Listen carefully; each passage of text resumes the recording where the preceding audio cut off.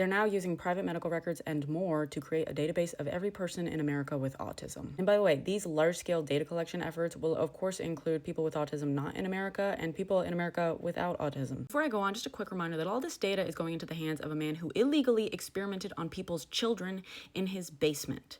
No, really. But I'll get to that in a second. This registry to track people with autism is being compiled with data from both federal and commercial sources. By the way, I do suspect that they may make a play for 23andMe's DNA database thanks to its bankruptcy fire sale. Keep an eye on that, because their goal is to get the data from anywhere they can, including not just Medicare and Medicaid services or the VA or the Indian Health Service, but also medication records from pharmacies, despite the fact that, of course, there is no medical treatment for autism, as well as lab tests, but also private insurance and data from smartwatches and fitness trackers. If it's got data on you, they're going after it. And again, if you're thinking, well, I'm not autistic, so this doesn't affect me, there is no medication for autism. There is no lab test for autism. They will be making lists upon lists of people and their medical conditions. Also, by the way, autism has several comorbidities, so if you get treatment for anxiety or depression, this could eventually be used to deny you care. Also, despite them getting data from private insurance companies, they will also use this to scare you about universal health care. Keep in mind that RFK's proposed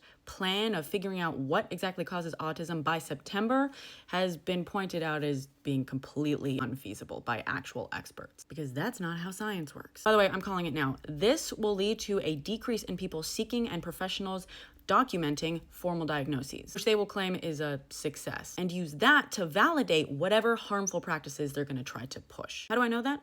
David Geyer. You may have heard mention of the V skeptic that was appointed by RFK Jr. to lead this whole mission. But have you looked very closely into what he's done? Beyond repeatedly practicing medicine without a license, he and his father conducted research heavy on the quotes in their carpeted basement in Maryland. Many of these published studies have since been retracted, I assume because peers finally reviewed it, including one experiment where they charged parents of autistic children tens of thousands of dollars to inject them with Lupron, which is a puberty blocker and cancer medication, not only used to treat things that the children were not actually diagnosed with, but have side effects that can include seizures, bone damage, and heart issues. They lied to the parents about this being an approved study and falsified medical records in order to be able to treat the children. Ironic, by the way, that he was injecting children this way, considering he is one of the continuing proponents of debunked anti-jab misinfo, because his claims about the correlation between the two don't account for the passage of time. Fun fact, the more time you spend on Earth, the more jabs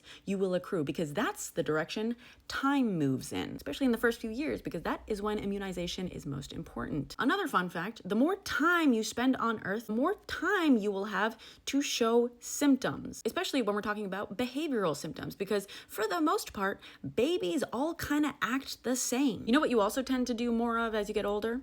Have bowls of soup. Does soup cause autism, Greg? By the way, they also had a company where they sued over bogus injury claims called MedCon.